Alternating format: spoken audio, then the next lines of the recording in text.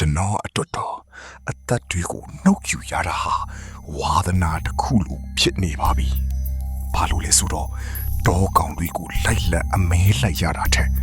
လူသားတွေကိုအမဲလိုက်ရတာကပိုပြီးစိတ်လှုပ်ရှားစရာကောင်းလို့ပါပဲ။ဒါဟာ American သမိုင်းမှာအဆိုးရွားဆုံးလို့သတ်မှတ်ရမယ်။အမည်မသိစိတ်တစလူသက်သမား Zodiac ရဲ့ထိတ်လန့်စရာကောင်းတဲ့စိန်ခေါ်စကားတွေလည်းတစ်ချက်ပဲဖြစ်ပါတယ်။သူဟာရဲတွေကိုလှောင်ပြောင်ဖို့အတွက်နားမလည်နိုင်တဲ့ကုတ်တင်ဂီတတွေနဲ့ပဟေလီကစားပွဲတွေကိုကျင်းပခဲ့ပါတယ်မင်္ဂလာပါ Deep Insight မြန်မာကနေပြန်လည်ကြိုးဆိုပါတယ်ကျွန်တော်တို့ရဲ့အခုဗီဒီယိုမှာတော့ကမ္ဘာသမိုင်းမှာဆယ်စုနှစ်ပေါင်းများစွာအထိဘသူမှဖော်ထုတ်နိုင်ခြင်းမရှိသေးတဲ့ Zodiac ရဲ့လျှို့ဝှက်ကုတ်တင်ဂီတတွေနဲ့အမှောင်ဖုံးနေတဲ့စုံစမ်းစစ်ဆေးမှုတွေအကြောင်းကိုဆက်လက်တင်ဆက်ပေးသွားမှာဖြစ်ပါတယ်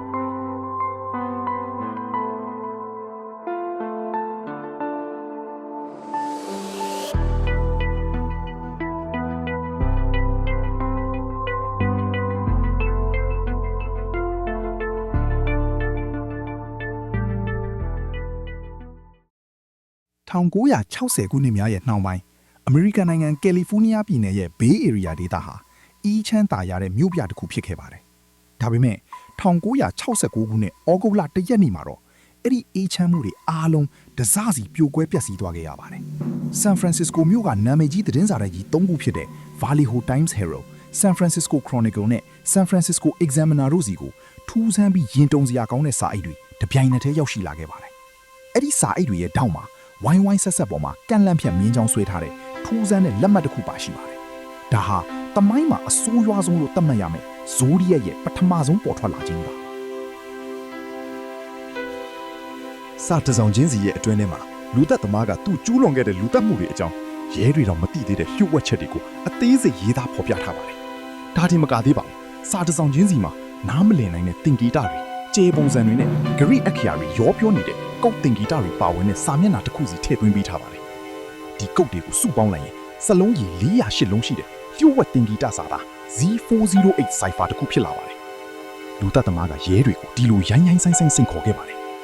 ဒီကုတ်ထဲမှာငါကဘသူလဲဆိုတဲ့လျှို့ဝှက်ချက်ပါဝင်တယ်။မင်းတို့ရဲတွေဒါကိုဖော်ထုတ်နိုင်မလားဆိုပြီးတော့ပါ။ Zodiac ဟာတာမန်လူသက်သမားတယောက်မဟုတ်ပဲသတင်းမီဒီယာတွေကိုအသုံးချပြီးတမျိုးလုံးကို6လန့်ကျင်တဲ့စိတ်တစားလူသက်သမားတူဖြစ်ပါတယ်။သူကသတင်းစာတိုက်တွေကိုဒီလိုရာဇသံပေးခဲ့ပါတယ်။ဒီကုတ်စာမျက်နှာတွေကိုသတင်းစာရဲ့မျက်နှာဖုံးမှာတောက်ကြနေမွန်းလွဲပိုင်းထက်နောက်မကျပဲမဖြစ်မနေဖော်ပြပေးရမယ်။အကယ်၍ငါပြောတဲ့အတိုင်းမလုပ်ရင်ဒီပိတ်ရဲ့ညပိုင်းမှာလမ်းပေါ်ကအပြစ်မဲ့တဲ့သူတွေငါထပ်ပြီးတပ်ပြ။တပိတ်ရဲ့လုံးကစားပွဲအစ်စ်တွေလုပ်ပြီးလူပေါင်းတဒါဇင်ကျော်လောက်အထိတပ်ပြမယ်။ Resset ဆိုတာချင်းချောက်ခဲ့ပါတယ်။ကယ်လီဖိုးနီးယားရဲ့သတင်းစာတိုက်တွေနဲ့ရဲတပ်ဖွဲ့ဟာအသက်ပေါင်းများစွာကိုကယ်တင်ဖို့အတွက်လျှို့ဝှက်စမ်းကြဲတဲ့လူသက်သမားရဲ့တောင်းဆိုချက်ကိုလိုက်ရောဖို့မှတပါအခြားရွေးချယ်စရာမရှိခဲ့ဘူး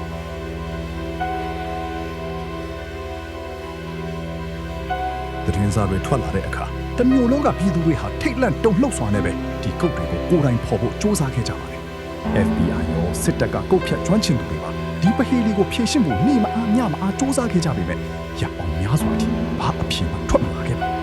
။တကယ်ပဲဒီကုတ်တွေနောက်ွယ်မှာတတ်သမားရဲ့မြည်သူမြည်ဝါဖြစ်ကြောင်းအထောက်ထားပါနေတာလားဒီကုတ်ကိုဖော်နိုင်လိုက်ရင်နောက်ထပ်လူတက်မှုတွေကိုတားဆီးနိုင်လားဒါမှမဟုတ်ဒါဟာ Zodiac ရဲ့နောက်ထပ်လှည့်ကွက်တစ်ခုတတ်တယ်ပဲလားအမှန်တရားကိုရှာဖွေဖို့နောက်တစ်ဆင့်ကိုကျွန်တော်တို့ဆက်ပြီးစုံစမ်းကြည့်ကြရအောင်ပါပဟေလီကုတ်408လုံးကိုဖော်နိုင်ခဲ့ပေမဲ့ Zodiac ကရပ်တန့်သွားခြင်းမရှိခဲ့ပါဘူးပို့ပြီးတော့တောင်ရဲတင်းလာခဲ့ပါတယ်1969ခုနှစ်အောက်တိုဘာလ17ရက်ညပိုင်းမှာဆန်ဖရန်စစ္စကိုမြို့ပြရဲ့လူချမ်းသာရက်ကွက်တစ်ခုမှာတနတ်တန်တစ်ချက်ထွက်ပေါ်လာခဲ့ပါတယ်။အသက်ခံရသူကတော့တက္ကစီဒရိုက်ဘာပေါစတိုင်းပဲဖြစ်ပါတယ်။ဒါဟာ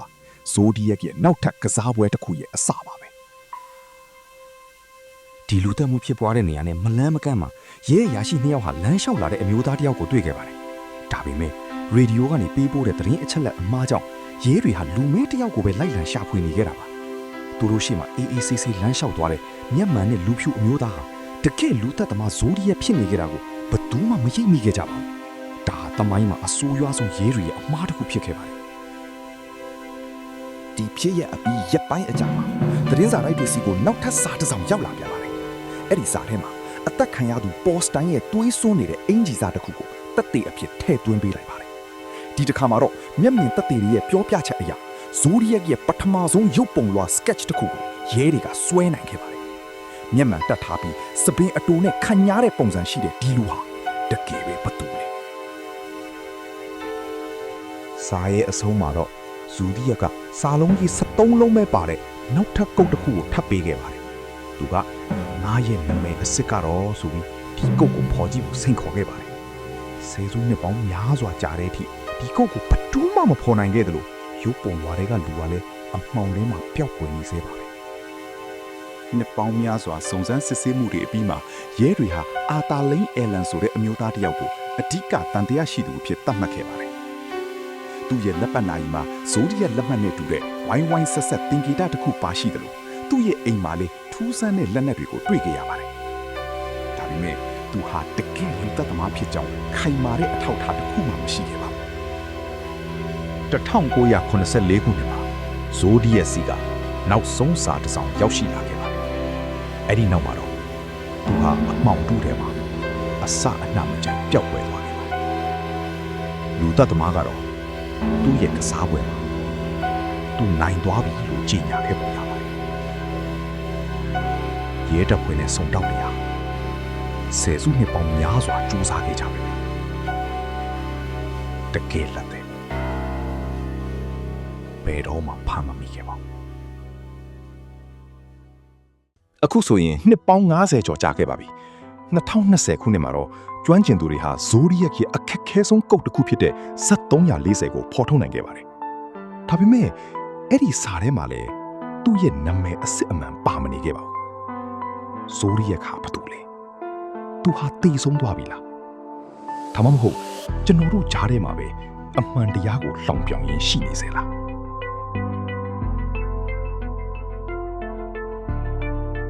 အခုတင်ဆက်ပေးခဲ့တဲ့ဇိုဒီယက်ရဲ့အကြောင်းကိုမိတ်ဆွေတို့ဘယ်လိုထင်မြင်မိပါသလဲ